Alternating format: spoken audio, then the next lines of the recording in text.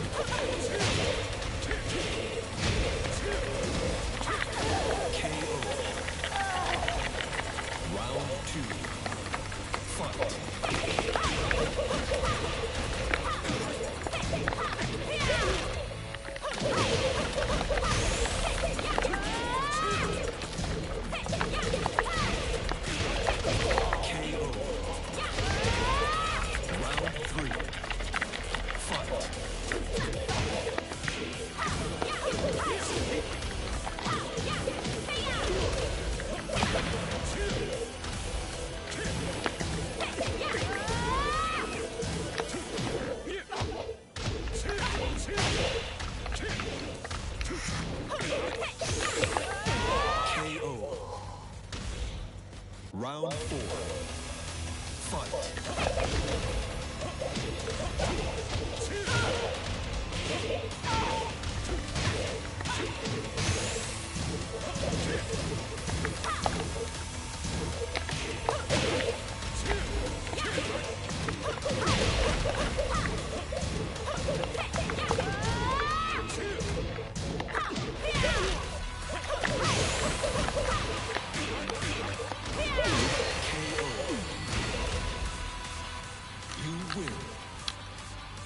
Przesadziłam, charakterystycznie.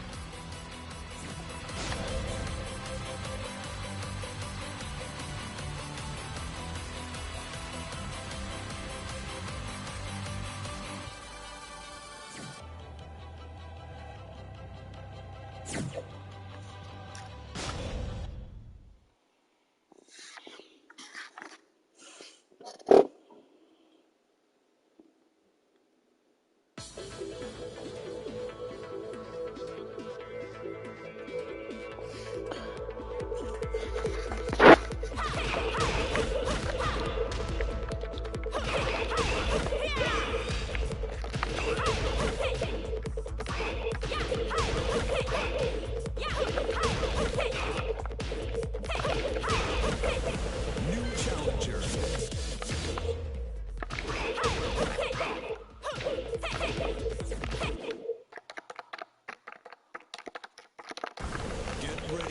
next battle.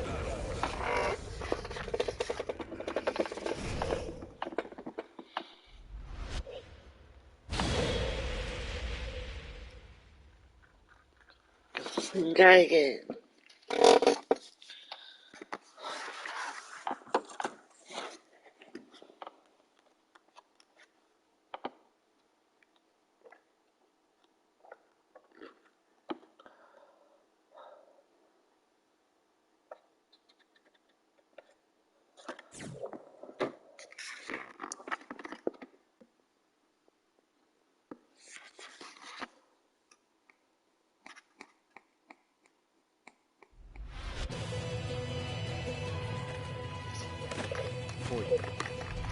Round one.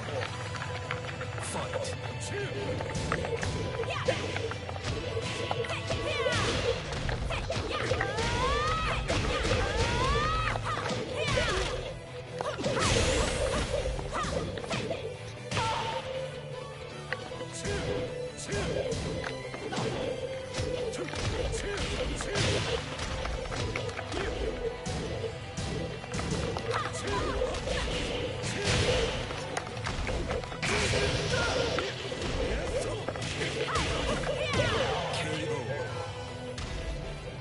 Round two. Fight.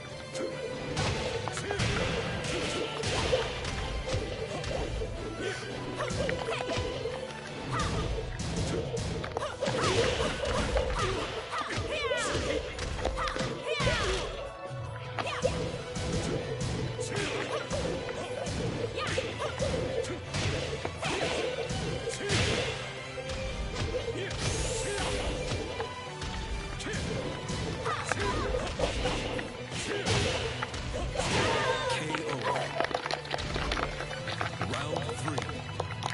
Fight.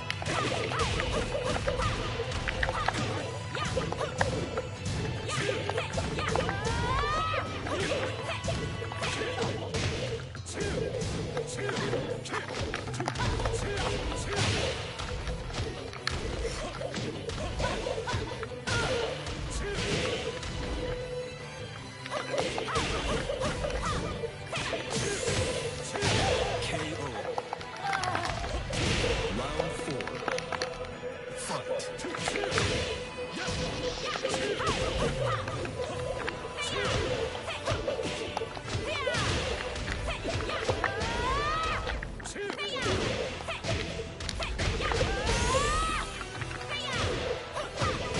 KO. Final round. Fight.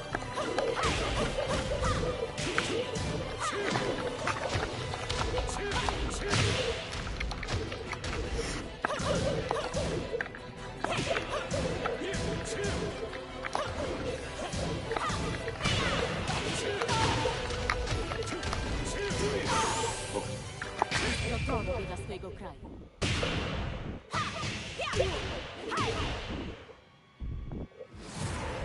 No dobra.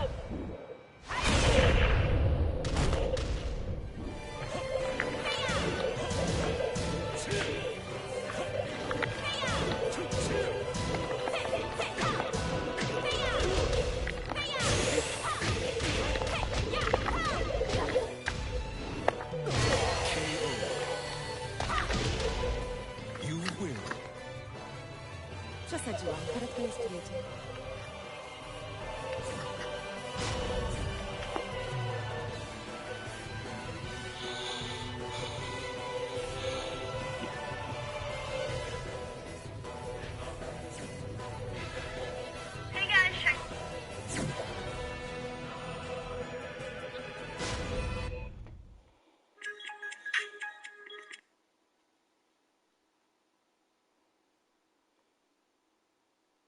Happy today for my life.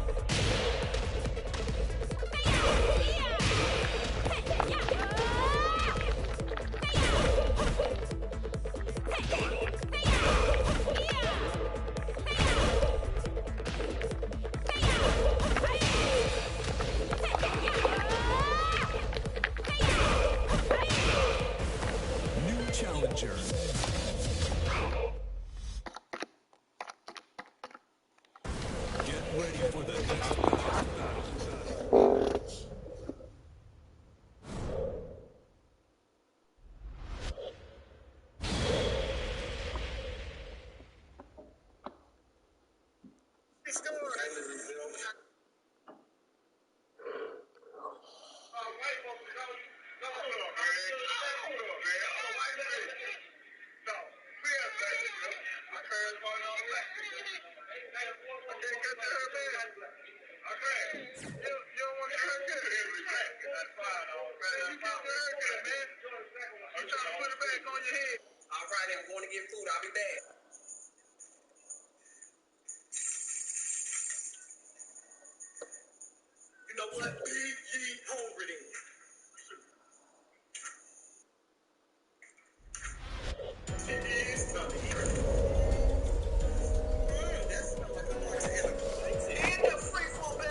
on over.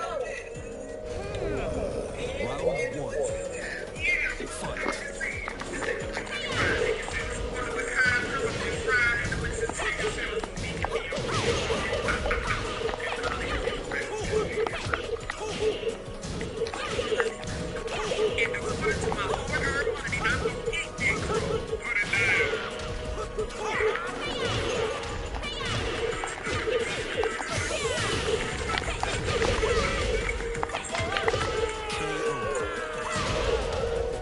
Round two. Fight.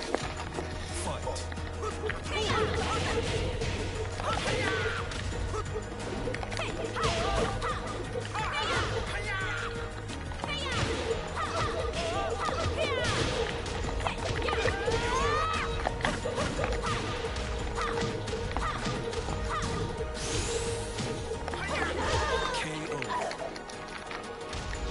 Round three. Fight.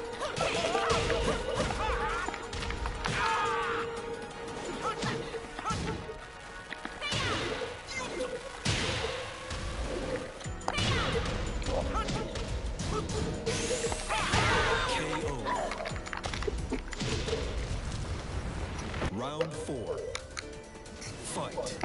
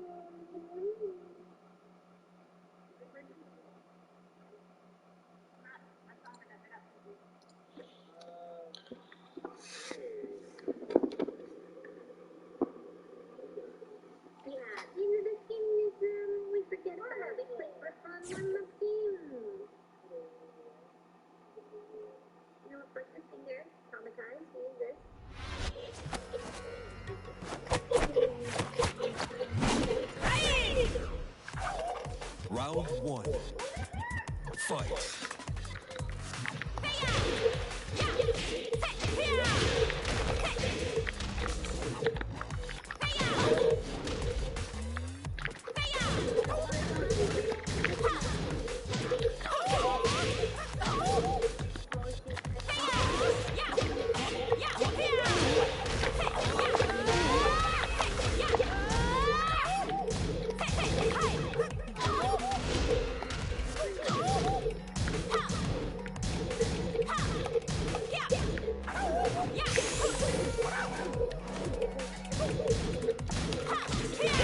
KO.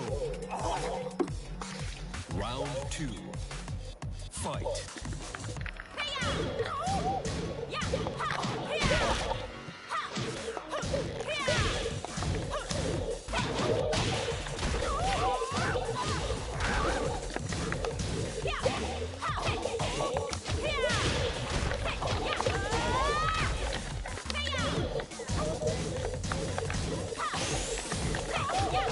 KO. Round three.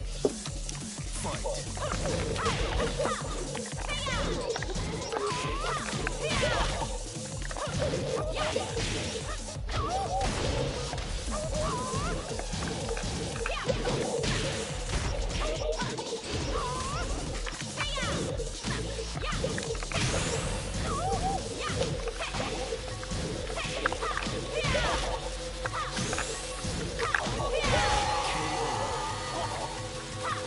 Muszę wygrać w imię wszystkich Polaków.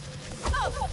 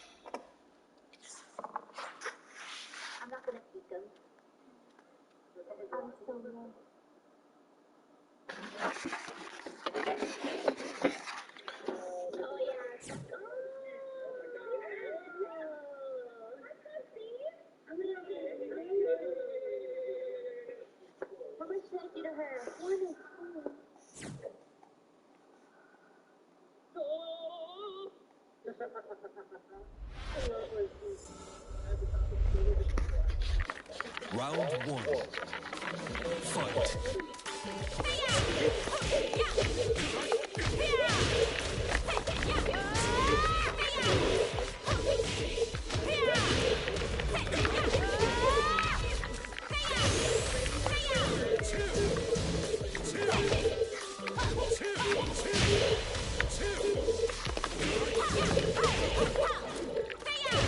KO. Round two. Fight.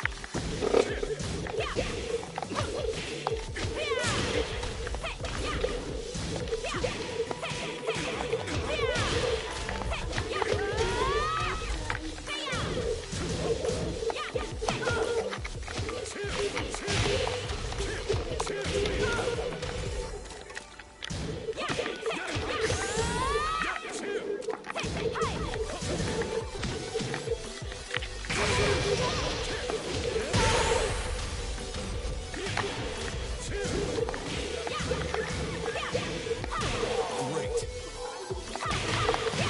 Round three. Fight.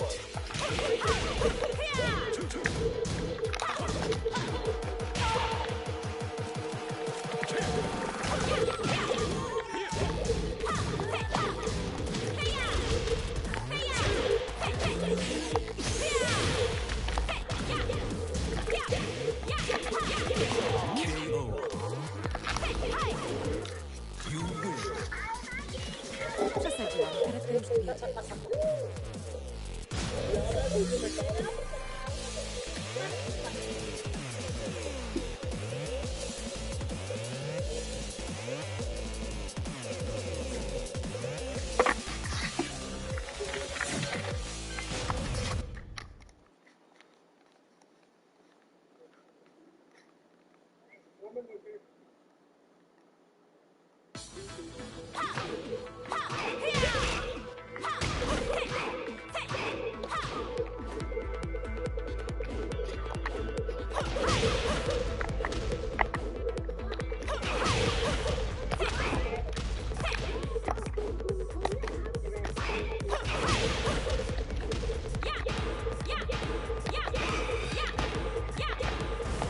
New challenger.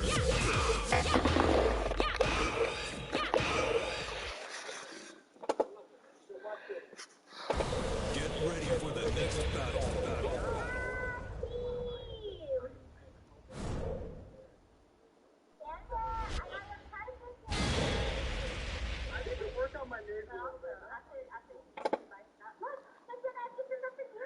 Thank you. Oh, it's an interesting frenzy. It does. If I see a frenzy, I pick it up and worth it.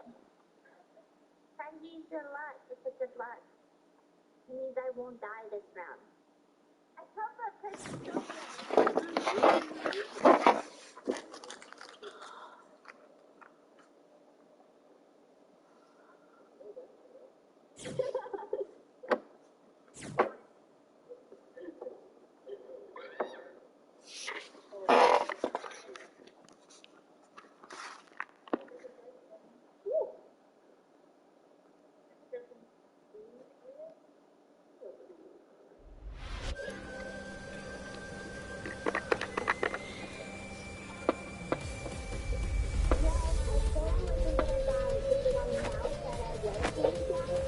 What's going on? Round one. Fight.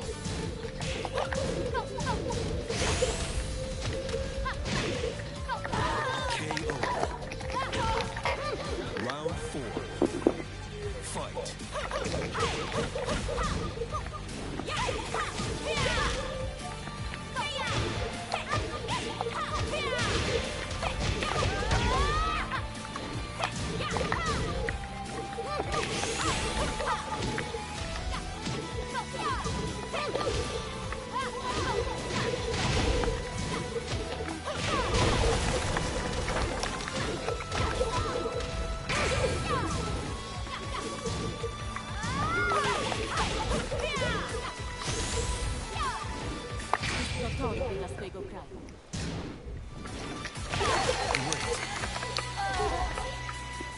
You lose.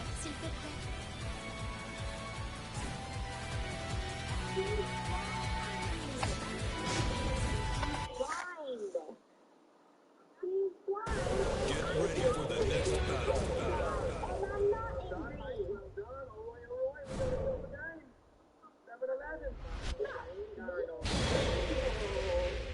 Especially when you can't buy it, so also, can I buy you dinner? Yeah.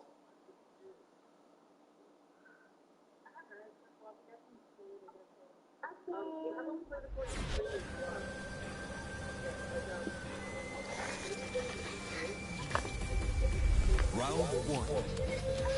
Fight.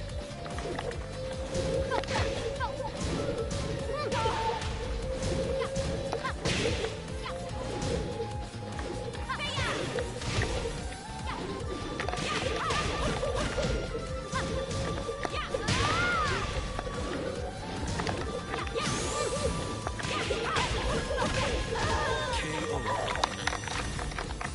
Round two. Fight.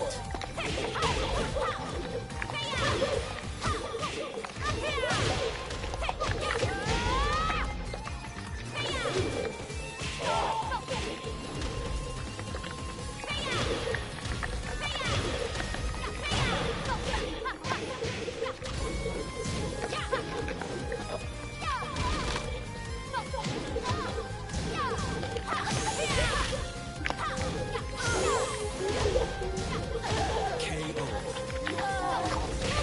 Round three. Fight. KO.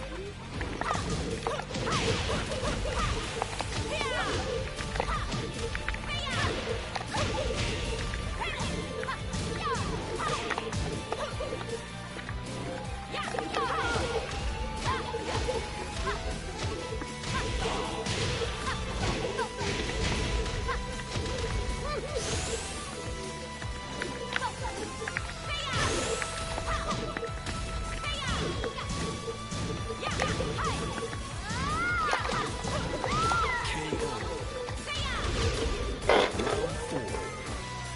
Fight.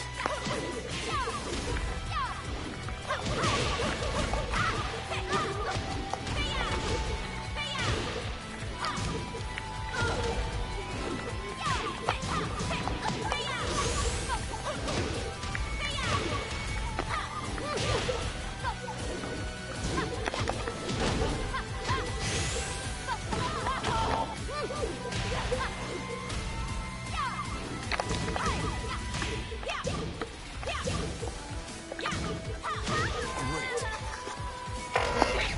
Final round. Fight.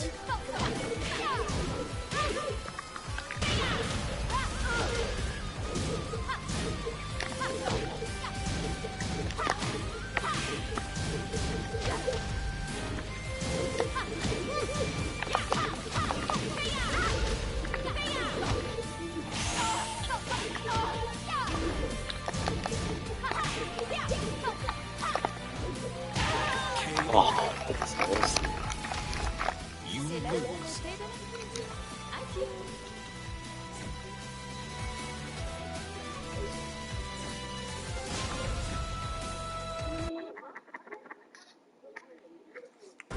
Get ready for the next battle.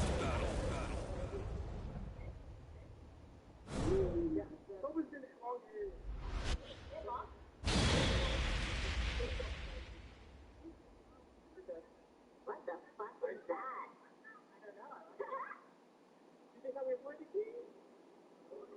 Oh, she's 86 at her spot.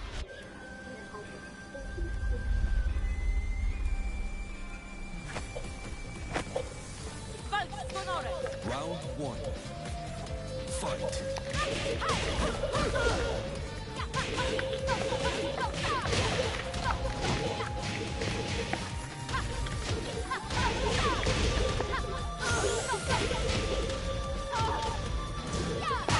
KO. Round two. Fight.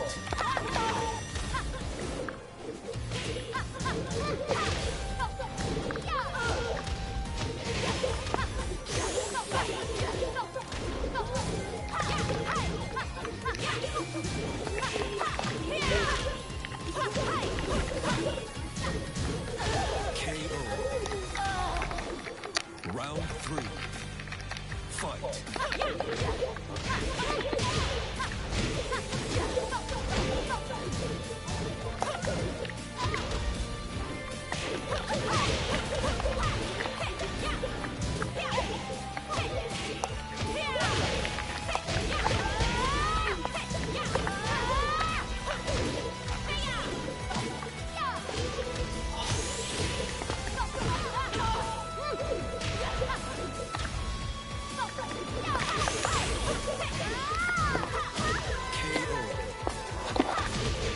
Round 4. Fight.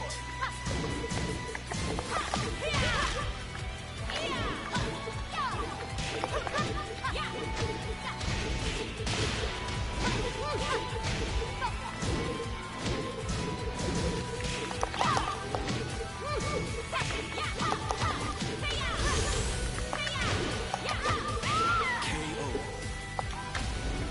Final round. Fight.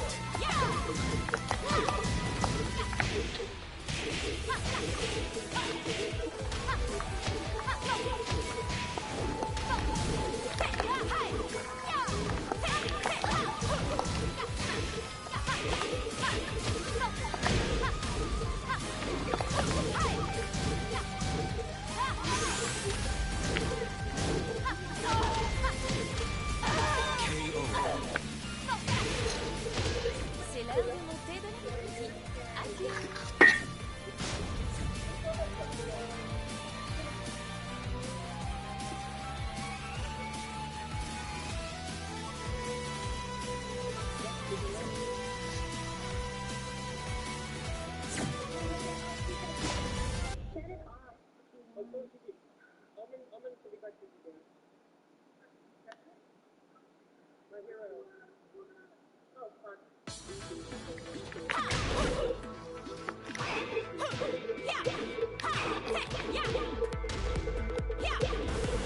New challenger.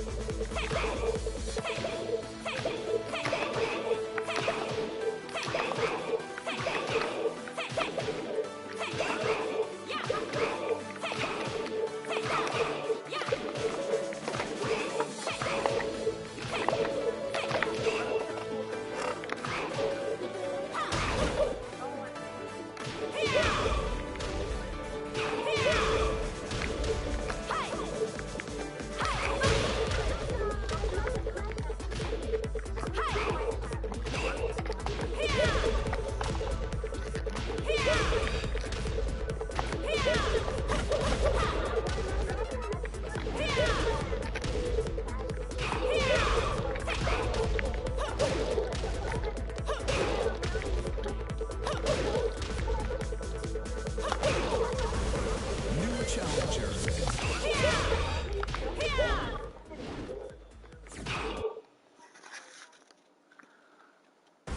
Get ready for the next battle.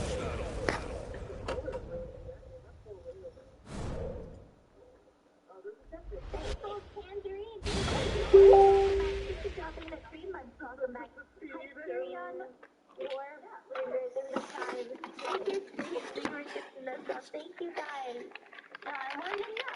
I got stumped on by the ocean. My needs to be more quick and serve. And then I'll game. Oh my god, I want to be your older driver.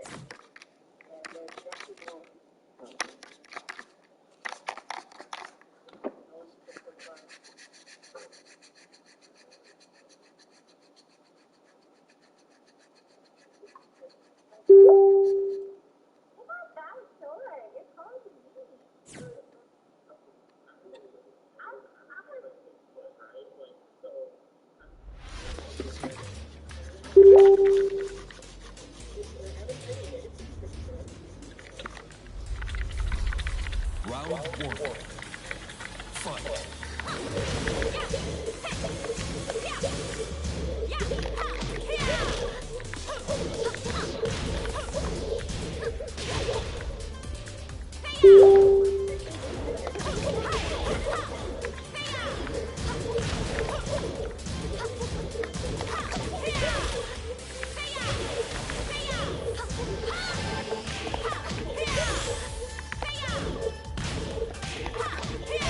KO. Round two. Fight.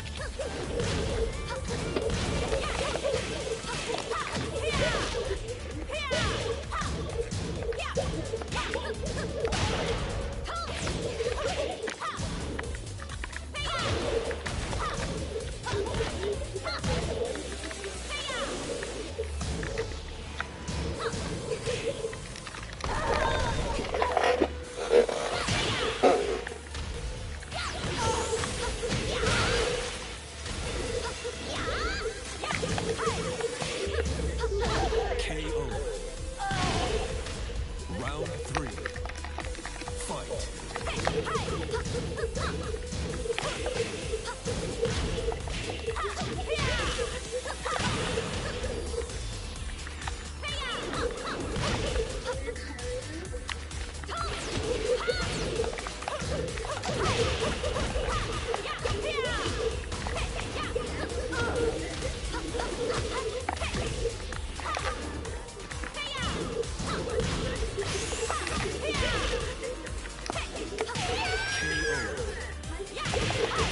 Round four. Fight.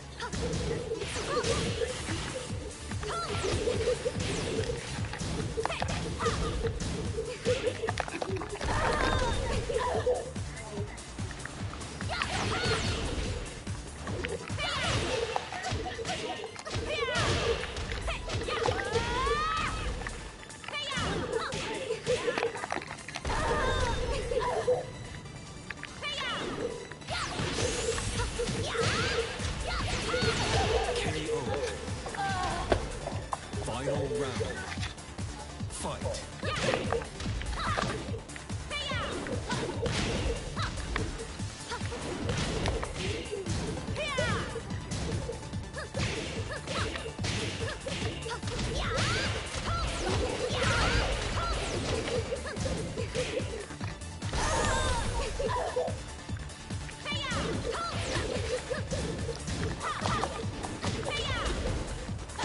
KO. 実は私強かったんです。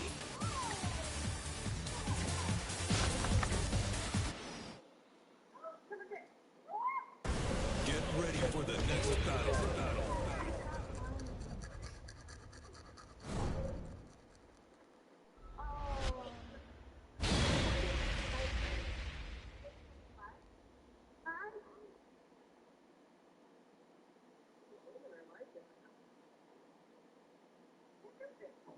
Yeah, I saw what Apollo looks like because I saw a clip of Steve reacting to what Apollo looks like, and Steve was like, I wish I never saw Apollo because like the mystery through his life. Round one. Fight.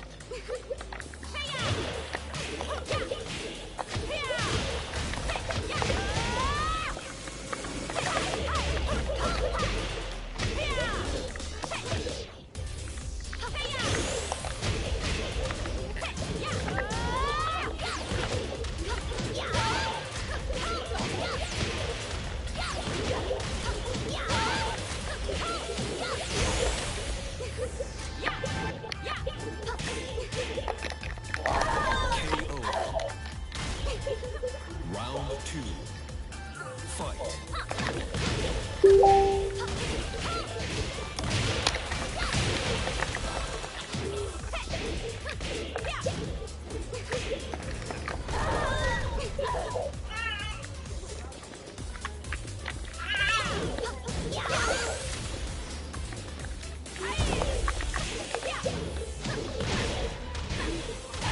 KO. Round three. Fight.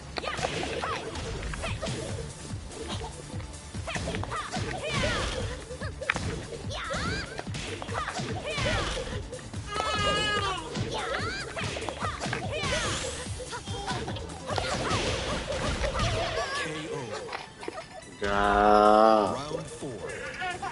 Fight.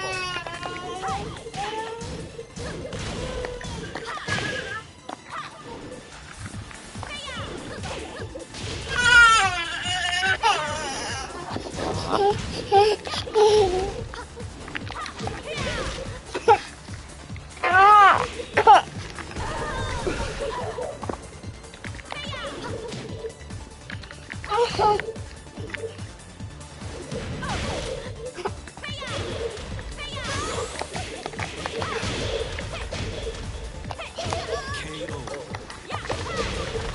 Final round. Fight.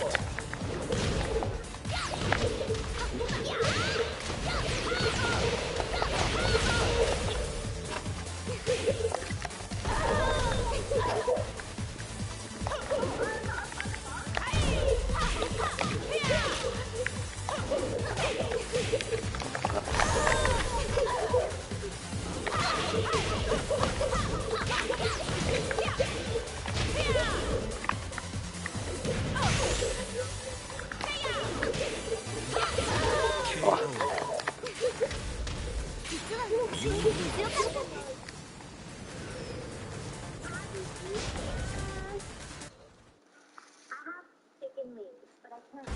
Get ready for the next battle. I'll do it after.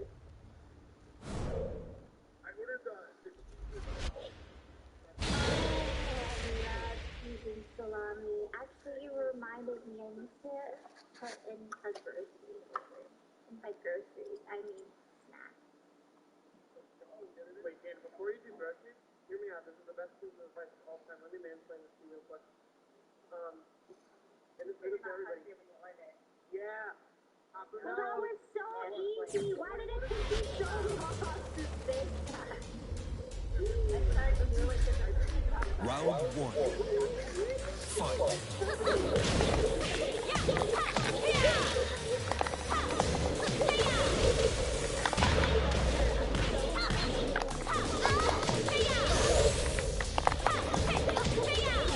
KO. Round 2. Fight.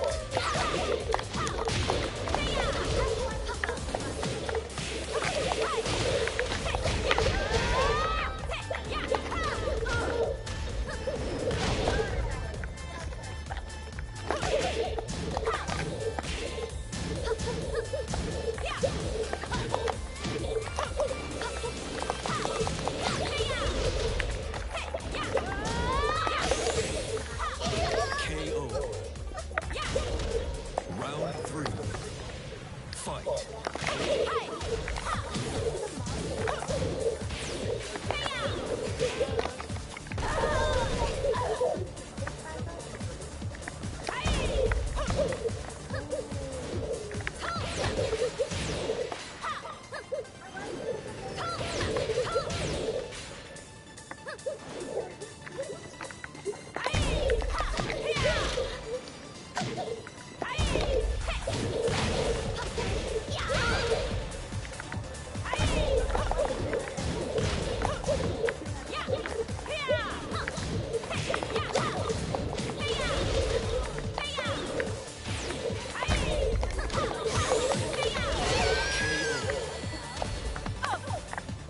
You win. Przesadziłam. Karetka już tu jedzie.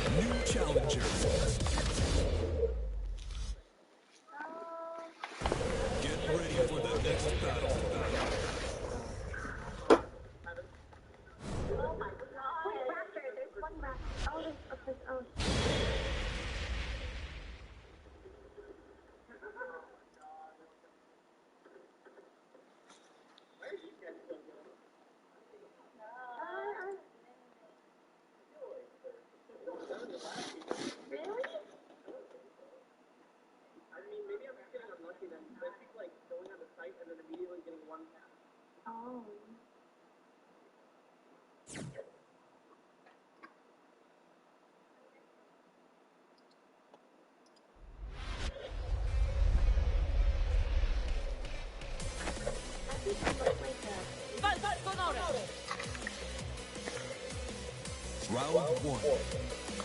Fight. KO.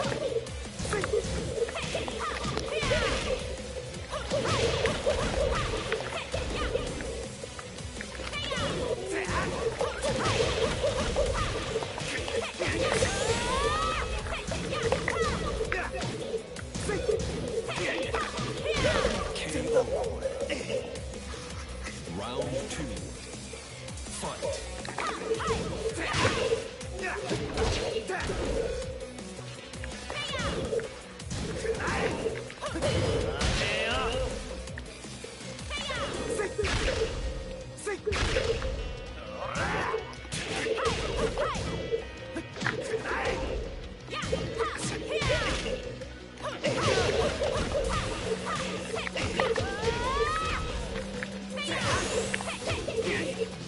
KO.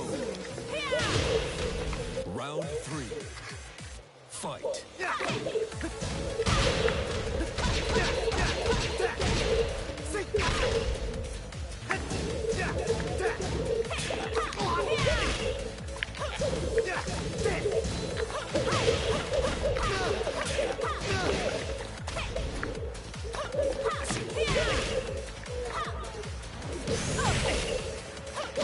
KO.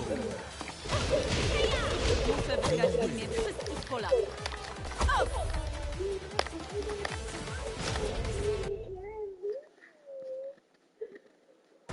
Get ready for the next battle.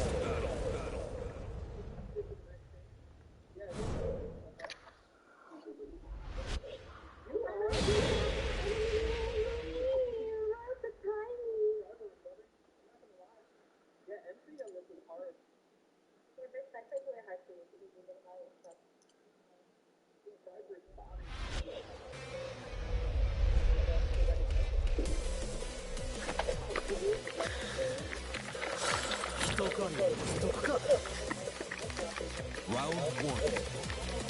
Fight. KO.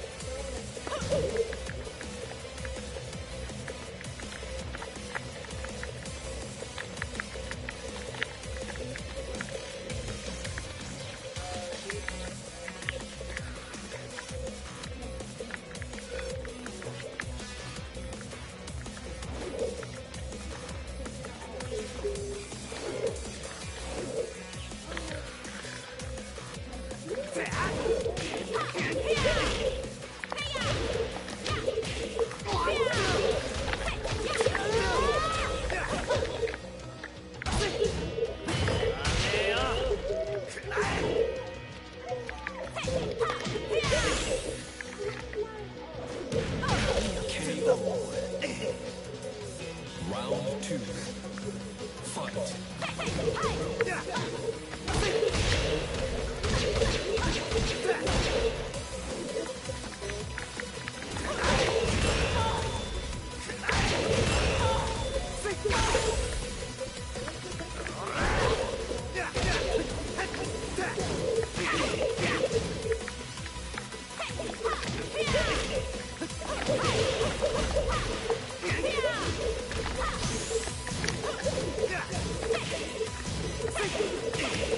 Great. Round three. Fight.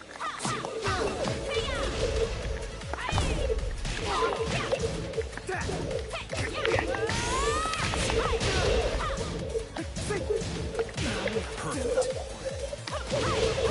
Muszę wygrać w imię wszystkich Polaków.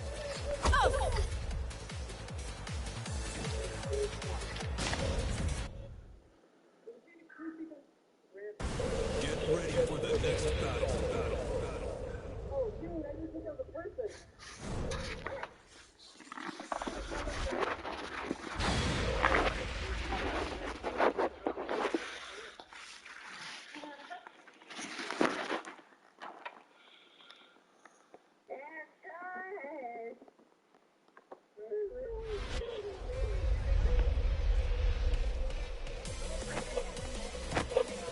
Walka z honorem. Round one. Fight.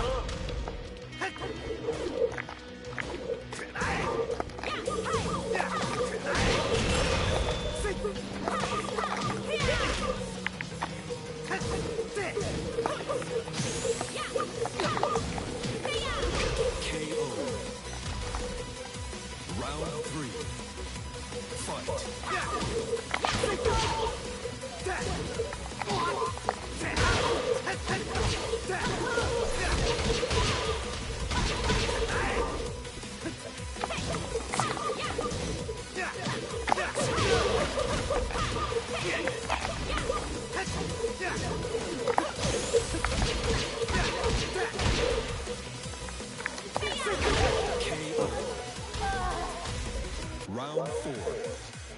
Fight.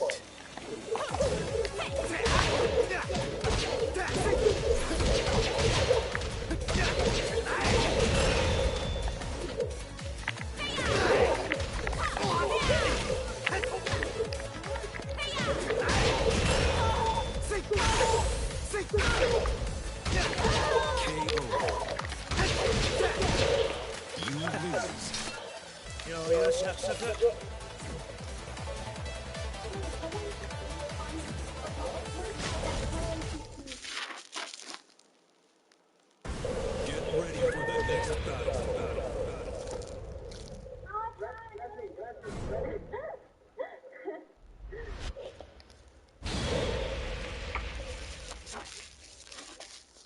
I'll tell you what happened that round for me. About 5 rounds in, I lost.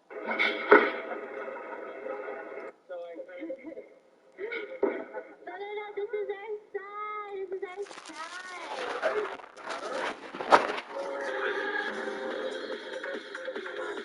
Round 3. Fight.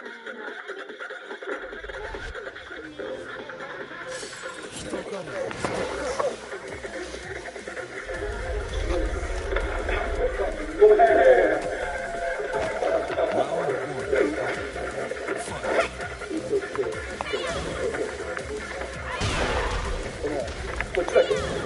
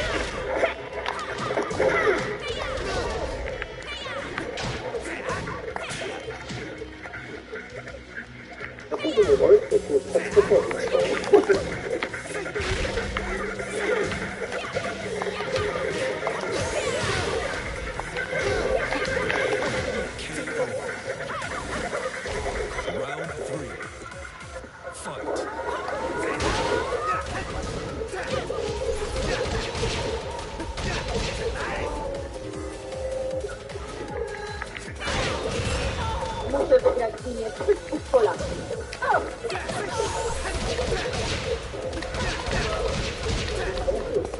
そうだ、そういうのってさ、すごい楽しかったです。本当本当です。いや、本当楽しかったので、いや、本当楽し Fight.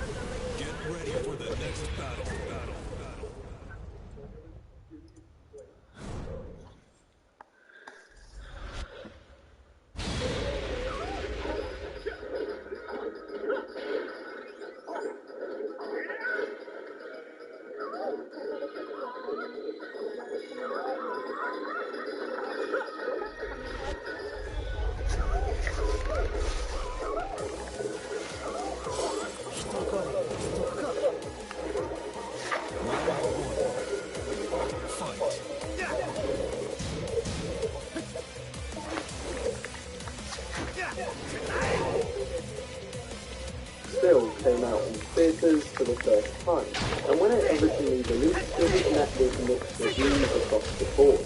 There were people on one side who, like myself, really saw the powerful messages and quality filmmaking behind the project, while others found the film too loud, too action-packed, and too dark for the character of Superman. I think since its release, many people have changed their mind on the film after re-watches, and in this video, I'm going to be discussing what made Man of Steel so underrated for its time, and why I personally appreciate the film so much. I am covering this film and Batman v Superman in the build-up to the release of Zack Snyder's Justice League, so don't forget to subscribe to the channel and turn on your notifications so that you don't miss out on any of this content. Also, if you enjoy this video, remember to give it a like rating.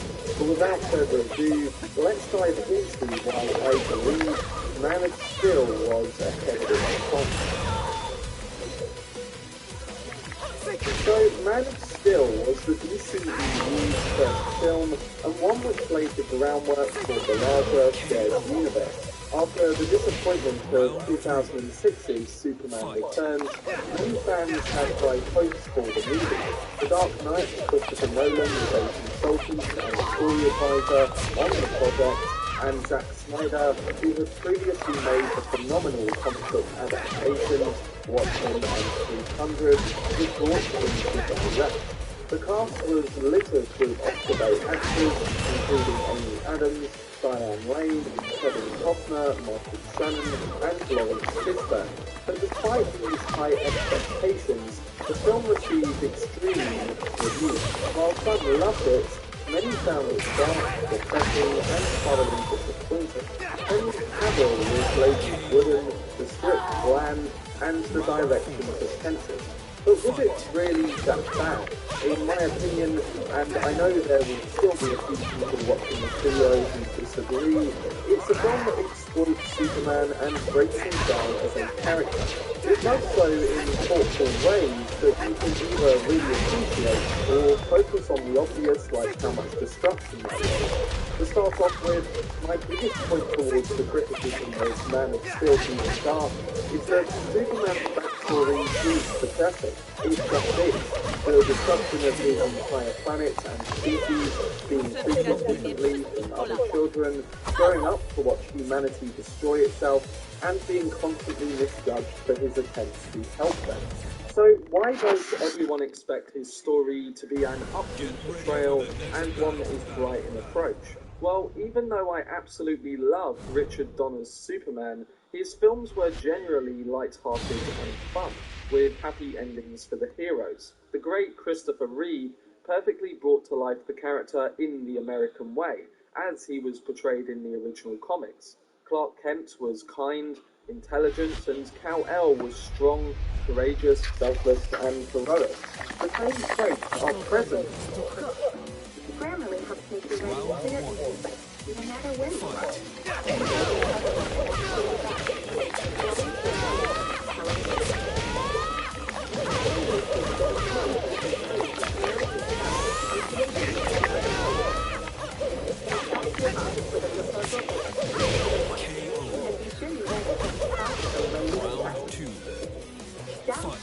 In Cavill's version of Superman, yet for some reason the more realistic portrayal of the film is seen in a negative light.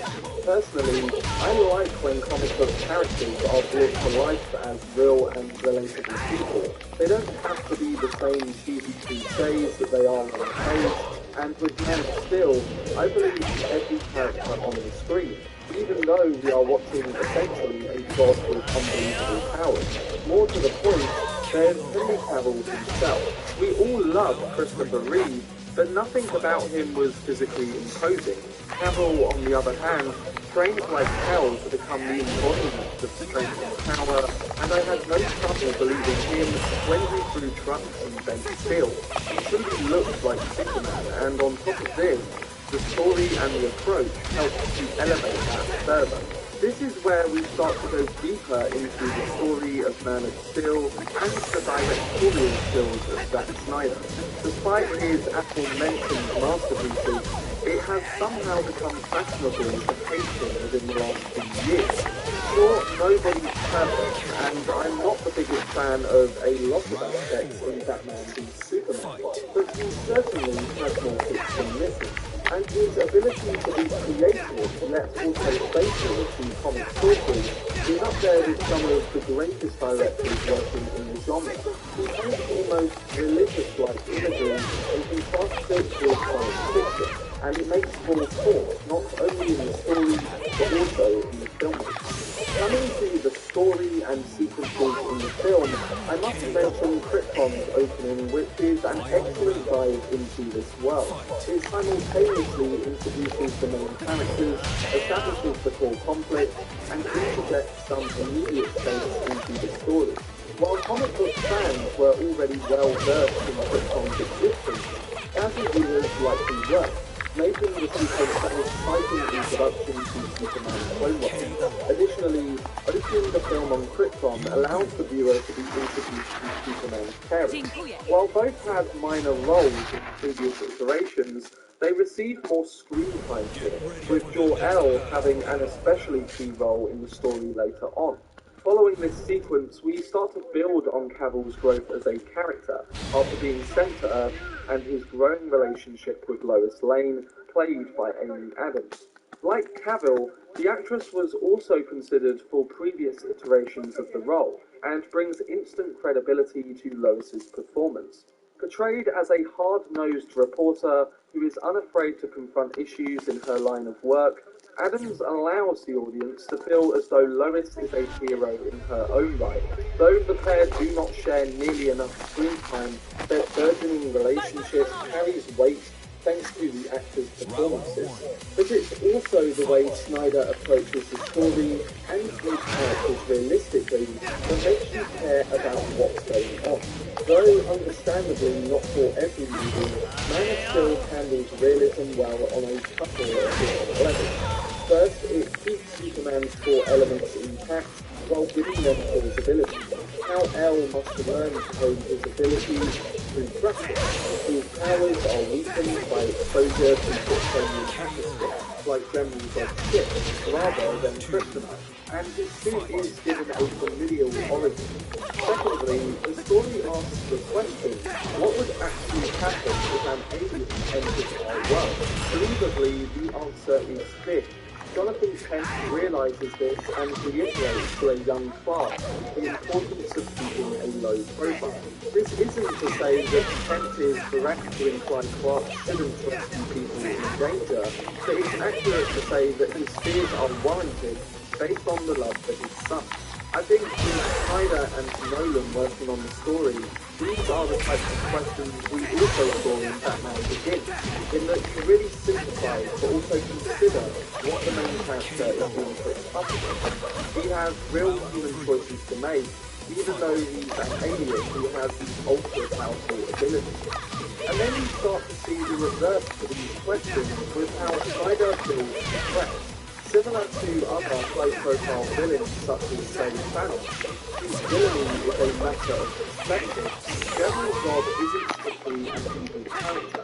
In fact, his sole purpose as a Kryptonian is to protect Krypton at all costs and ensure its survival. It's literally what he's born to do. The arrival of Zod's crew on Earth is one of the most suspenseful and visually arresting sequences in the film, when his ship appears in the sky and begins to broadcast, which invokes feelings of an alien invasion or even a psychological horror movie. And the side villains also help to widen this sense of threat, such as Zod's chief soldier, Fiora Al, who earning her keep as one of the most formidable foes in the Superman pantheon. We know that shared universes are so popular, but when making Man of Steel's self-contained story, it becomes an unexpected breath of fresh air upon rewatch it. Aside from a couple of non-distracting teasers of the greater DC world, this story is 100% Superman focused. Thanks to its singular focus, the main characters have clearly established motivations. Kal-El is driven by Jor-El's encouragement to be a leader by representing the best of both Earth and Krypton. Martha and Jonathan Kent protect the younger Clark out of fear for his well-being. Zod is motivated by ensuring Krypton's survival, and Lois by her fearless independence. It all adds up on more rewatchables, and it really shows the audience the story and character-based focus, which is at the heart of most great films, let alone one of the biggest superhero characters. Other points to mention include the technical aspects of the production, scenes, and the larger conversations it creates.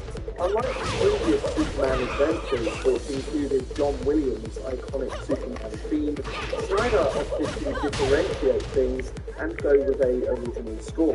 As such, he turned to one of the greatest Hollywood composers working today in Hans Zimmer.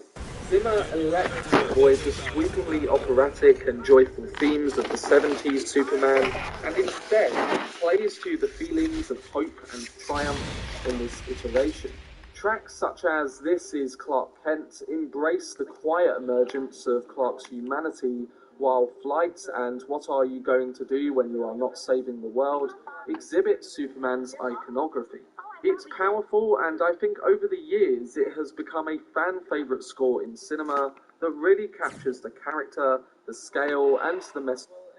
No, surprise!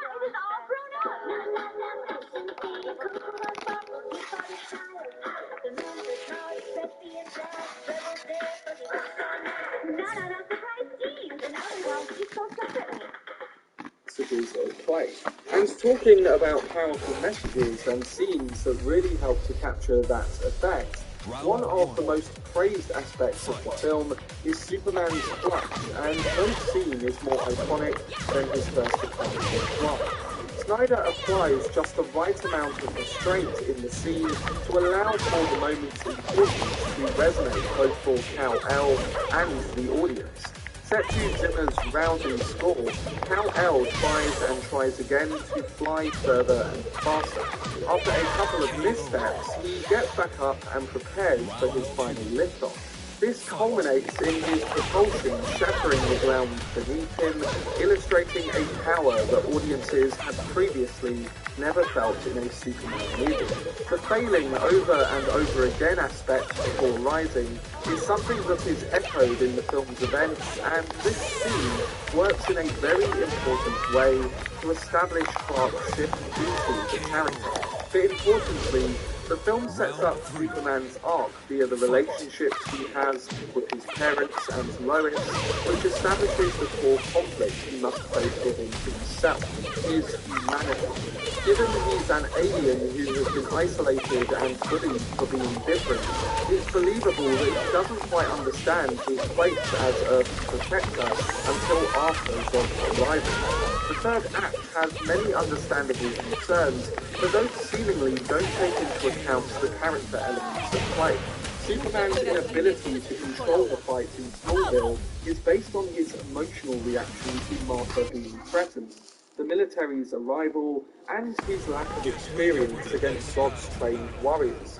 In the final showdown, Zod ensures his own demise by repeatedly taking the fight towards Earth's people, and warning Superman he'll never stop threatening him. As writer David Goyer describes, Kal-El's a novice going against a literal killing machine. This is why he snaps Zod's neck at the end of the film. He has become so connected to humanity and wants to protect her, that the minute Zod threatens to kill an innocent family, he must do the one thing he thought he would never do. It's painful to watch when he screams after doing so, as it was an unreversible choice that really makes you think about the responsibility of someone with that power. You don't see it as much in superhero movies as effectively as Snyder made you think about it by the end of the scene. Man of Steel may only be known to some as the ill-fated Pixar to the Justice League, but that distracts from the larger conversations it initiates. After all, movies that generate healthy discussions are typically worthwhile to revisit. One of the largest discussions it starts is the inevitable comparisons to Marvel. While this provides engaging discourse, comparing one to the other based on similar merits doesn't quite hold up. Another debate centers around the consideration for human life, which is absolutely warranted. Superman's battle with Zod put thousands of lives in danger, something we must understand and learn from. Finally, there are questions of tone and character about if the fundamentals of Superman were stripped away. This is important to consider whether it's reasonable for Kal-El to understand who Superman is from the moment he walks out of the Fortress of Solitude, or should he be given time to learn? After all, the audience knows who he is, but does Clark Kent? We leave on this message, which is explored more in Batman and Superman, but as a singular film, Man of Steel is able to make you think about these centrally important questions for the character. In my opinion, with all of this focus and the way Snyder constructs and presents it, the film is nothing short of being ahead of its time. So that was my video essay for Zack Snyder's Man of Steel and why I think the film was severely underrated. It's all subjective, and again, I'm sure many will disagree and not like the story as much, so that's what I took away over the years of rewatching. I did love the film when it came out, but over time it has only got better and better with more power on every revisit. We'll have to see how Justice League turns out on March the 18th. But after revisiting Man of Steel more recently, it definitely gives me the added excitement in the build-up. Let me know down below what your...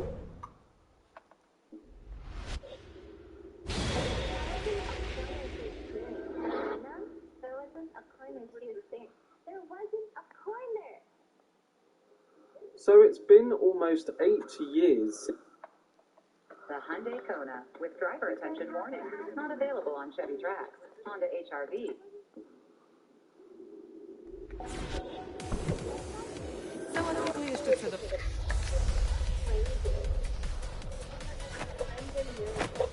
So after doing my ending explained video for Godzilla vs. Kong, I thought it would be a good idea to give you my review on the film. There were many things I liked about the film, but there were also some flaws, which I will be discussing in this video. I will be going into brief spoilers, as this will mainly focus on my opinion of the film. But if you want to see my breakdown video listing all of the details, then you can check this out on the channel now. If you want to see more on Godzilla vs. Kong and other films coming out this year, then don't forget to subscribe to the channel and turn on your notifications. Also, if you enjoy this video, remember to give it a rating. But without further ado, let's dive into what Godzilla vs. Kong did right and wrong. So one of the complaints that I've seen many people make towards the current Monsterverse film is how they haven't balanced the human element of the story with the monster action. While I feel that the first Godzilla movie and King of the Monsters, to some extent, did a pretty solid job of both, I totally understand why it didn't work for everyone. Godzilla vs. Kong definitely aims more towards focusing on the monsters, with several scenes that convey the story entirely through them, using their actions and facial expressions rather than dialogue. For the most part, this works really well and manages to keep the action moving along at a good pace, alongside the film of course being self-aware of what it is. I also loved how the film managed to cut out some of the unnecessary elements which can also drag a story down, in a way which could be even worse. For example, 1 minute they're talking about moving Kong to the Arctic, where there's an entrance to Hollow Earth, and literally the next scene, we see Kong in the middle of the ocean chained to a battleship. There's no explanation of how they did it, but honestly, there doesn't need to be. I mean, if they have the means to contain Kong within a giant artificial dome, it makes sense that they could figure out how to transport him. There's the assumption that audiences have to see every explanation of how something happens. It's something too many films, even King of the Monsters, have done too much of in recent years. Here, Godzilla vs. Kong cuts all of that out and lets the audience make the connection themselves. By and large, this works out really well and keeps the story moving forward. The downside, however, is that there were some parts of the film where a little extra exposition or explanation would have been beneficial. For instance, the stuff about Skull Island, Hollow Earth, and the new tech humans are using is mostly explored in the prequel comics, which are still yet to be released. Also, when the film makes mention of Godzilla and Kong's ancestors having some sort of ancient rivalry, it really doesn't come into play.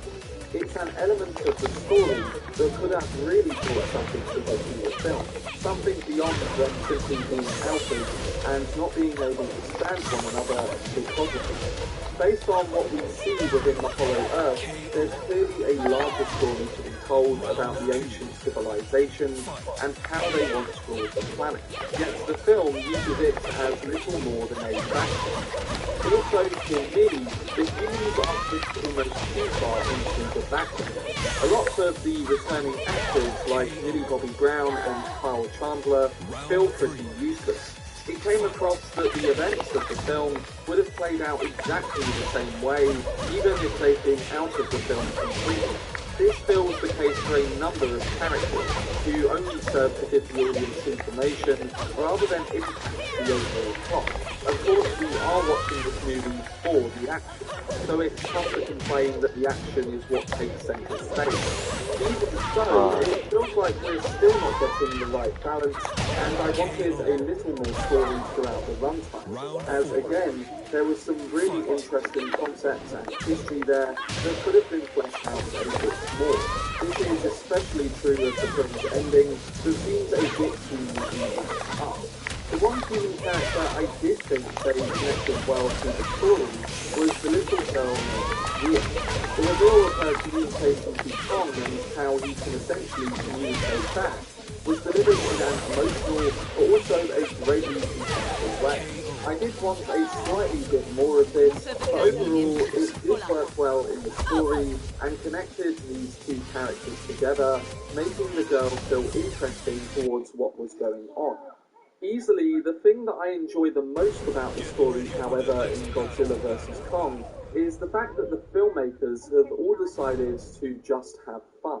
The pseudo-science approach, especially in the 2014 Godzilla, was largely pushed aside in King of the Monsters. But in Godzilla vs. Kong, it's very clear that they're happy to do whatever they feel like. In an unpopular way, I loved this approach in 2014's Godzilla. But again, for this particular movie, which centers around a fight between Godzilla and King Kong, I understand why they went in the opposite direction. Trying to give these giant monsters some sort of plausible origin and explanation just felt limited.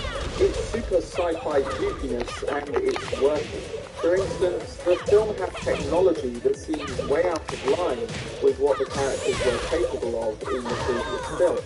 While I wish the story had a little more depth to it, I can't deny that this full-out action and fun approach to the story has me eager for more films than ever before. I sincerely hope that they do decide to keep the Monsterverse going, as Godzilla vs. Kong shows the fun to be had when they throw caution to the story. There's no telling where they could go next, and what approach they could take, from bringing in one of the many alien species that they play those films, to Space Godzilla, or just shifting the focus entirely to Kong. But what we got in Godzilla vs. Kong was a ridiculous amount of great action. While the trailers have focused on that aspect, they offer up only a small taste of what the film has in store. This is easily the best looking fights we've gotten in the Monsterverse, and each battle has better visual effects and feels more impressive than the last. While I enjoyed the fights in King of the Monsters, for instance, something about Kong and Godzilla facing off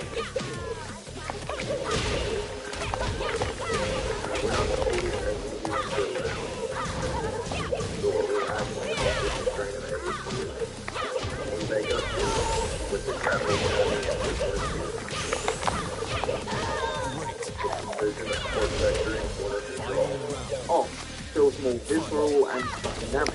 The choreography between them feels realistic, while still capturing the massive scope these kaiju movies deserve. The scale feels impressive and manages to make the previous encounters on the big screen seem smaller by comparison. I was also impressed with how Mechagodzilla was introduced as well, and the way he worked in the fights. While the toys didn't exactly make him look great, seeing the mechanical monster in action on the screen blew me away. I only wish we could have seen more of him, perhaps even leading with him to begin with. But overall, there are a number of moments throughout the film that not only leave you breathless, but also made me excited to watch it again. While it may not be as deep in terms of story, it features more bombastic action that will probably influence multiple viewings more than the previous films. So that was my video reviewing and discussing the good and bad elements in Godzilla vs. Kong.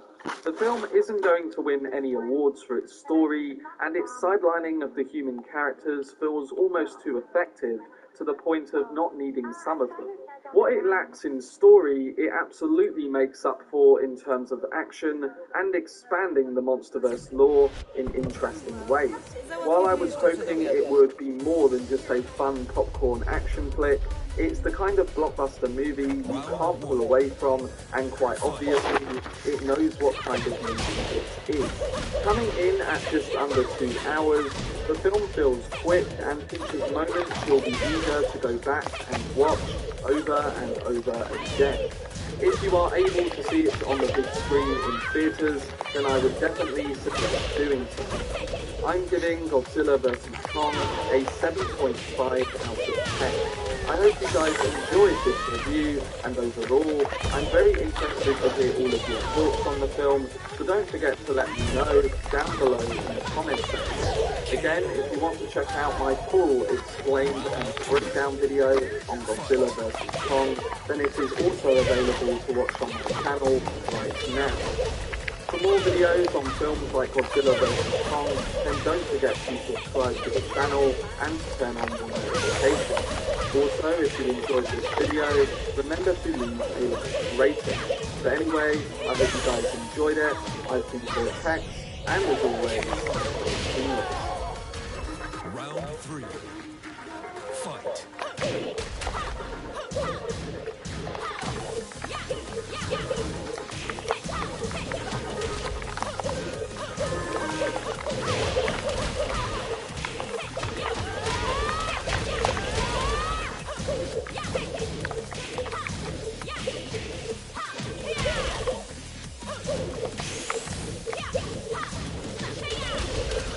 Hey, want to hear the most annoying sound in the world?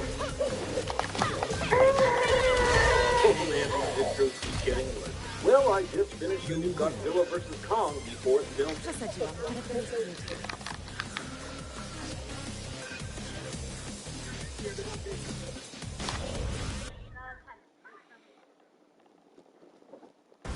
Get ready for the next battle.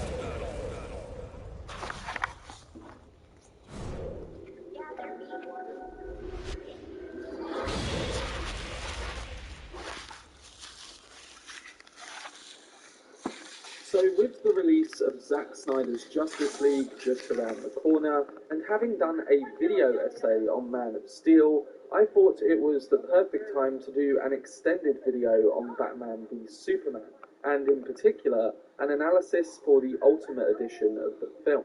This is a 3-hour version of the movie that can be found on the Blu-ray releases, and it's one which really maximises the potential of the plot and gives us a better understanding of what Snyder really tried to do with the project.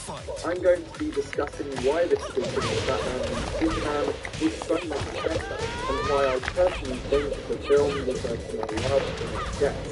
I am covering Zack Snyder's Justice League when it releases later this week, so don't forget to subscribe to the channel and to turn on your notifications so that you don't miss out on any of this content. Also, if you enjoy this video, remember to give it a like later. But without further ado, let's dive into why the Ultimate Edition makes Batman v Superman a great film. after watching Batman v Superman Dawn of Justice at a special midnight screening in 2016, which included a double bill with Man of Steel, I left feeling weird. I liked the film, but I thought that something was wrong, and my main critique was the pacing of the movie. There were plot points such as the important one of Superman being questioned after the incident in Africa that felt like it could be a really good one to explore, but there was something missing. Fast forward 6 months later, and the Ultimate Edition of Batman v Superman was released on Blu-ray.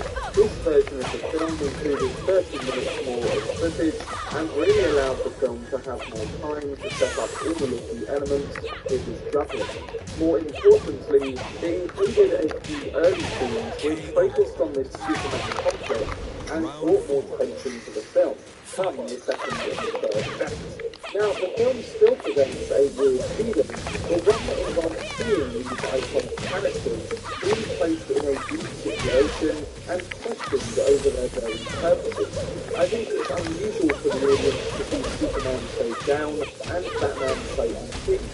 But in regards to the story and the mythology of these characters, this is the right approach for what Snyder is going for. And I have to say, after many rewatches, I really appreciate what he did, to the point where I think the Ultimate Edition of Batman v Superman is actually a great film. Coming to the plot of BVS, we know that Superman has arrived recently, while others like Batman have been in this world for a while. So we get to know this universe from Superman's point of view, but we also learn Batman's one. Now, many criticise the reasons behind the fight between Superman and Batman, but I think those criticisms were too influenced by the mixed-up feeling left by the movie, mostly due to pace and cuts. If we analyse the plot itself on paper, it's a good one. The main one is the possibility of Superman being a threat, and whether we are willing to let that happen.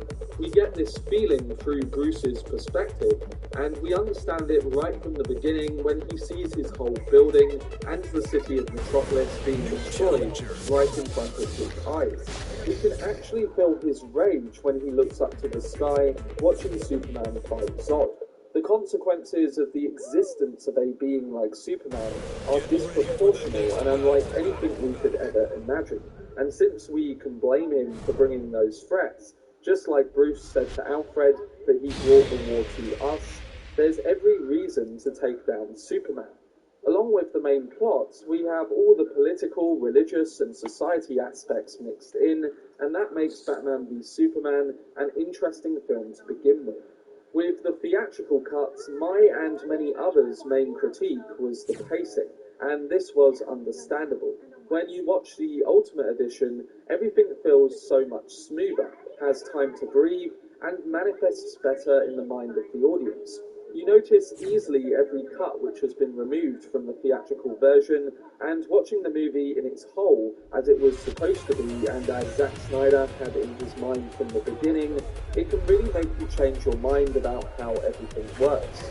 This is clear from the beginning when Superman comes to save Lois in the African desert. There were actually many cut scenes in this part, and when you get to see this scene complete, the rest of the movie makes more sense and the plot events hit that much harder.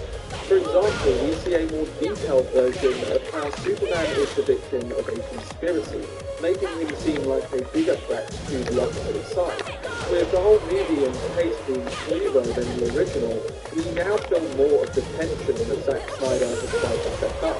Compared to Man of Steel, where it's based only on Superman, Batman v Superman Dawn of Justice also doesn't have quite the same amount of action. So we have much more at stake, and the tension which increases from the beginning lasts through till the very end. The action scenes get more intense and close to each other when we approach the end of the film, which makes sense as we finally get to know the outcome of the story of Doomsday. Now, I do think that there is a lot that Snyder tried to put in this film, and it might have been better to focus more on the elements in the first two acts of the movie, such as the dilemma with Superman and keeping the rage from Batman and Netflix. So regardless of this, the third act does form the outcome of the conspiracy with Lex Luthor and having a clearer picture of what he was up to makes the third act also hit that much better with the Ultimate Edition.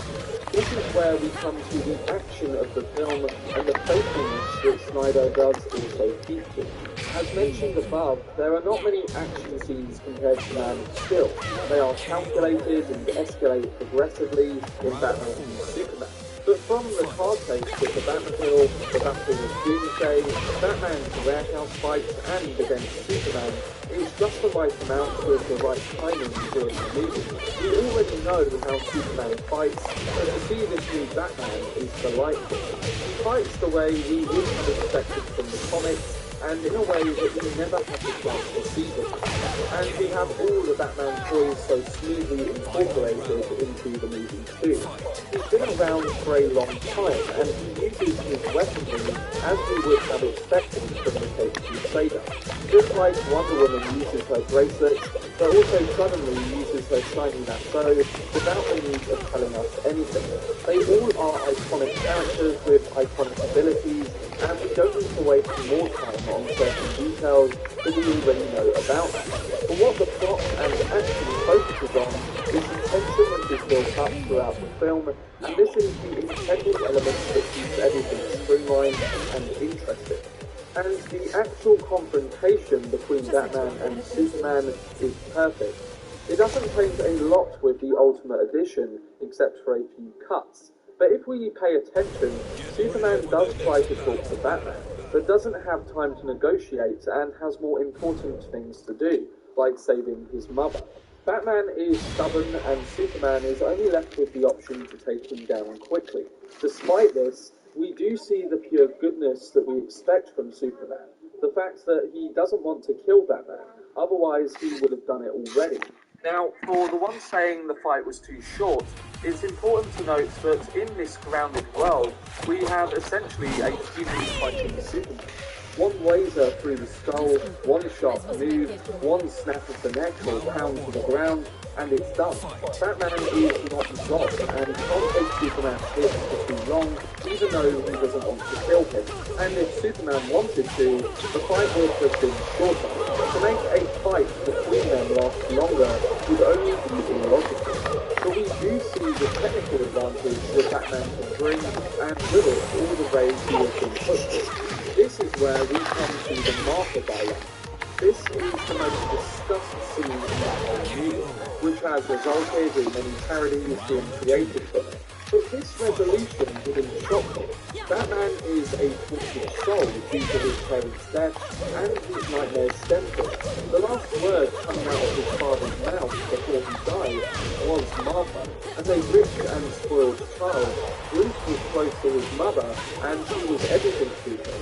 Now, I'm sure a lot of you didn't realise that both Batman and Superman's mothers have the same name, but like the movie shows us, saying Martha's name triggers Batman's trauma, and seeing Superman down on the ground struggling to say his mother's name reminds Bruce of his father saying the exact same words. And while standing there ready to kill him, it places Bruce as the murderer, and he realises in this moment how far he's taken it. Even in a general way, he realises how much of a fanatic he has become. What sense would it have made for Superman to say this in a direct way, instead of giving her name?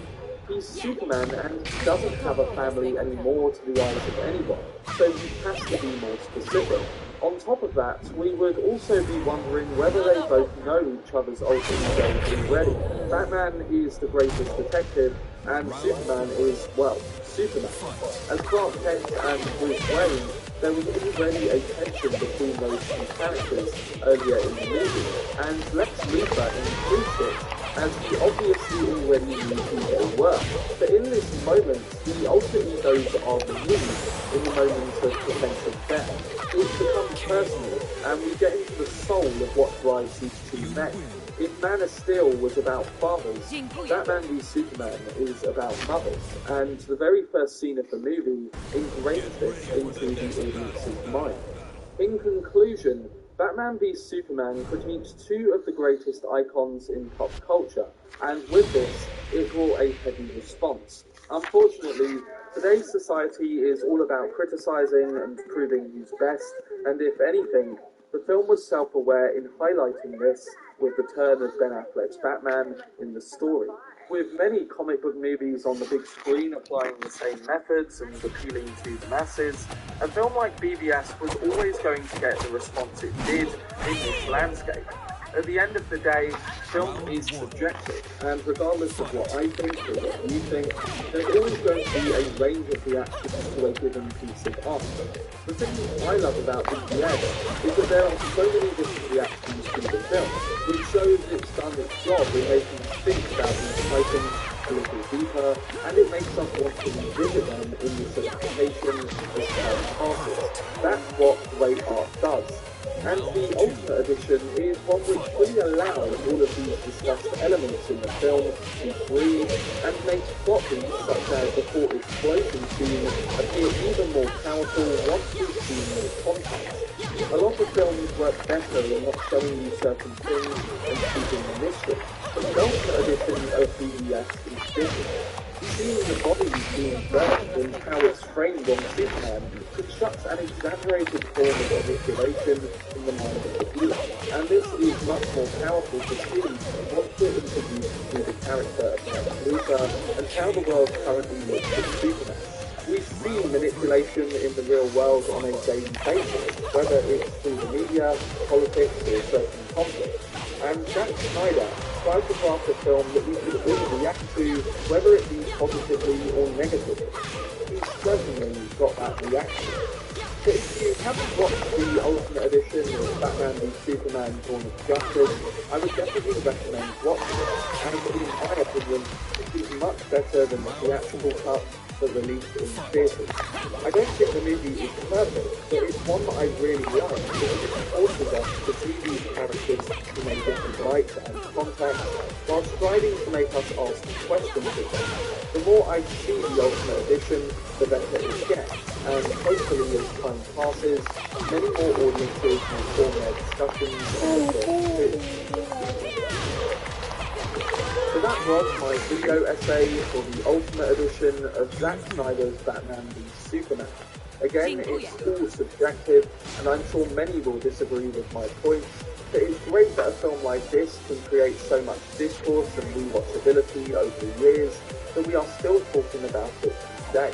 We'll have to see how Justice League turns out on March the 18th, but after revisiting Man of Steel and the Batman v Superman Ultimate Edition more recently, it definitely gives me the added excitement in the build-up. Let me know down below what your thoughts are towards this edition of Batman v Superman, and do you agree with the points I have raised in this breakdown? For more videos on Zack Snyder's work, including the director's cut of Justice League when it releases later this week, then subscribe to the channel and turn on your notifications. Also, if you enjoyed this video, remember to leave a rating. But anyway, I hope you guys enjoyed it. I hope you enjoyed text, and as always, make some noise. New challenger.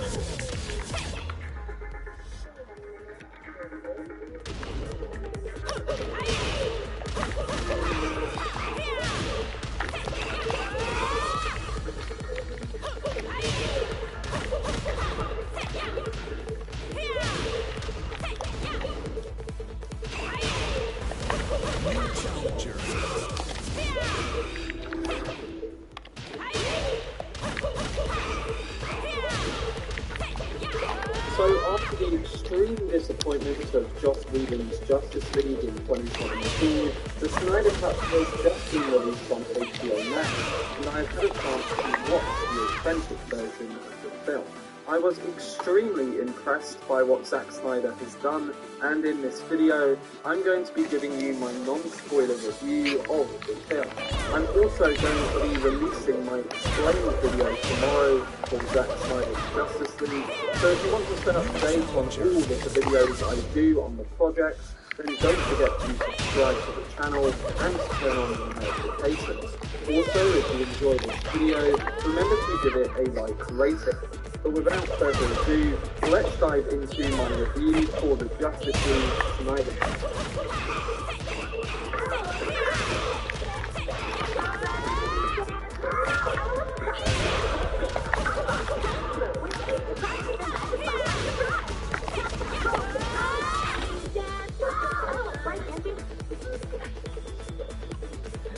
So Zack Snyder shocked the world and made a ton of his fans extremely happy by announcing that he would be working with Warner Brothers and DC to release his long-rumored Snyder Cut of Justice League. To all the detractors and deniers who spent the past 2 years saying this would never happen, after all this time and all the hype, the officially titled Zack Snyder's Justice League has just released on HBO Max. For all the people saying it would never happen, the Snyder Cut is real, and in my opinion, it's fantastic. But before I get into my spoiler-free review, I just wanted to say that no matter what your feelings are on Zack Snyder as a filmmaker or a storyteller, we should all be happy that this artist got a chance to release his vision.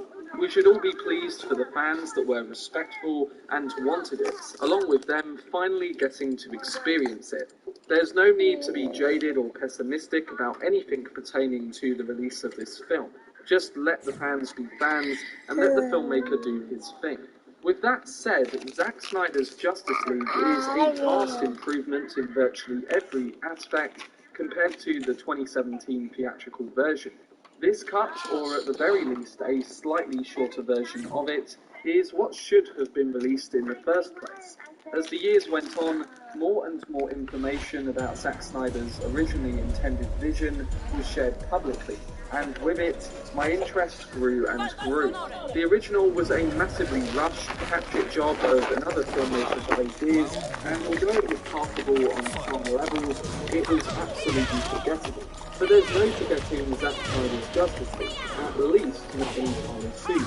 It's gorgeous, massive in scope, well written, and superb in acting. It goes beyond being an explosion fest, and definitely transcends action and destruction. Every issue I've had with cinematography, acting, characterization, and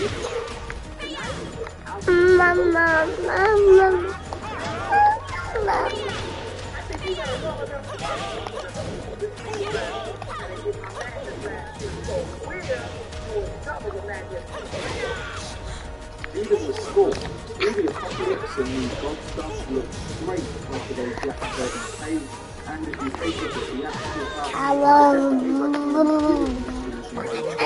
as it's an entirely different experience with very few holdovers. One of those holdovers, as mentioned above, is the plot. If you want to oversimplify it, both films involve the Justice League teaming up to stop the cosmic villain Steppenwolf from invading Earth. What Zack Snyder's version adds are dimensions and layers. Steppenwolf has motivation in his version. His actions are clear, his purpose is defined, and he is a complex and quite frankly likable antagonist. His redesign looks great, the CGI is light years beyond what we saw a few years back, and he's not some invincible henchman that the heroes have to foil in the end. The voice and physicality take what was once a widely mocked and lambasted great character, turning him into a menacing and imposing main villain. He's also notably nuanced, vulnerable, and dimensional. But aside from Steppenwolf, another major issue that gets fixed is Ezra Miller's Barry Allen, or The Flash. In both versions, Miller plays The Flash as the comedic relief of the team. In Snyder's cut, the comedy is subdued and intelligent, not comical or anything like it was previously. His backstory with his imprisoned father was definitely one of the emotion highlights. Don't get me wrong, it took a while for me to see this, but by the end of the movie and a few hours afterwards, and after a particular scene, they definitely did his character justice. The Flash's powers are also stunning to watch, and the way he uses them is innovative and imaginative. The character is insufferable to being one of the best dynamics of the superhero team. The other character that gets an obvious fix, and is probably my favourite of the film, is Ray Fisher's Victor Stone, or Cyborg. Snyder has repeatedly stated that Cyborg is the film's heart and soul, and I must say, I definitely agree. Cyborg features far more prominently here, and Fisher's acting and personality shine brightly. His performance showcases Cyborg's growth and maturity. Victor starts as an angry, sullen, self-proclaimed monster. By the end, he embraces being an optimistic, golden-hearted hero. His relationship with his father has more emotional weight behind it. This is Cyborg's movie, but that doesn't mean any of the other characters are downplayed or overshadowed. Ben Affleck proves once again to be a great Batman and Bruce Wayne, not being burdened by a massive shift in character code and bad jokes. Here his more optimistic existence is earned and is informed by what happened in the previous movie. This Batman isn't the same Batman from Dawn of Justice, but it's the logical next step in his character's evolution. Wonder Woman is also great in the film.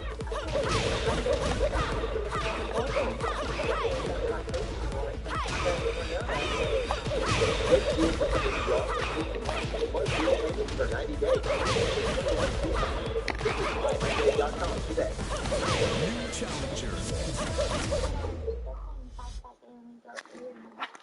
Get ready for the Film. Gal Gadot looks like she's having a blast playing the Amazonian princess, and her action sequences are some of the coolest, second only to This isn't the cheesy take we got in Wonder Woman 1984. This is something more epic, and along with it, some rendition of her theme tune. I also really like Aquaman's stoic and broody portrayal. But unlike the other members, I wish we would have got more of it in an interesting way. Aquaman does get a bit nerve here, but not to a detrimental degree. Momoa is still great in the role, and he does have some excellent character moments. Henry Cavill's Clark Kent or Superman is also back, but he's not featured in the film nearly as much as I wanted, but when he is on screen, he does an outstanding job, especially in the moments that call back to his character from Man of Steel. Amy Adams does magnificent work as Lois Lane, still grieving Clark's death, but concluding that she must move on and continue her life. Her scenes with Diane Lane's Master Kent are well acted and pack an emotive gut punch. Lastly, Ray Porter's Darkseid and Bastard are purely teasers and sequel setups, but they still work for them. They serve the motivation of Steppenwolf, and they are used in a way which makes you think back to the war they lost and what it means to them. But if we do get a Justice League 2, hopefully we will see their roles fully expanded. In conclusion, Zack Snyder's Justice League is a remarkable improvement over the 2017 version of the film. But more importantly, it's a remarkable film on its own. The production is grand, the music is sweeping and fitting, and the story itself is much more interesting, along with there being plenty of time to explore these characters within them. Even though I think some scenes could be shorter and one or two characters could have been explored a bit deeper, this is the direction of vision. The majority of the visual is delivered superbly, and the integral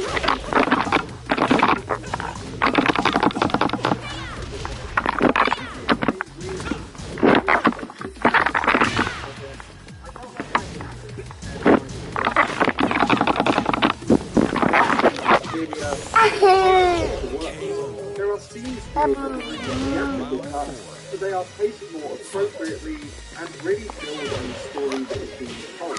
In Man of Steel, we've got a story of fathers, in BBS, we've got a story of mothers, and in Justice League, we get a story of family and power, and what it means for these individual heroes. This is the Justice League. This is the one we should have received in theatres back in 2017 in the first place. This is a new experience, and it should come in here open-minded and informed by no... No, Diana, no. No. Justice League is a landmark in comic book film, and one that doesn't hold back in its approach. It's surprising, it's dark, it's epic, it's arty, and at the end of the day, it continues the world and story that Snyder started with Man of Steel. I'm giving the Snyder Cut Justice League an 8.75 out of 10, placing it just behind Man of Steel on the DCEU. So that was my spoiler-free review for Zack Snyder's Justice League. Overall, I hope this example starts a major trend in the Hollywood mainstream studio systems in that they should let the artists do their thing. If a project has the support and backing from the get-go, it shouldn't be swayed by bad reviews or fan backlash from the cast. Otherwise, we could end up with something like the 2017 version. They should stay on course and see things through to avoid the mess that was left on the universe after that release. Quite honestly, I'm now on board to restore the Snyderverse 10, as after seeing how Zack Snyder has built out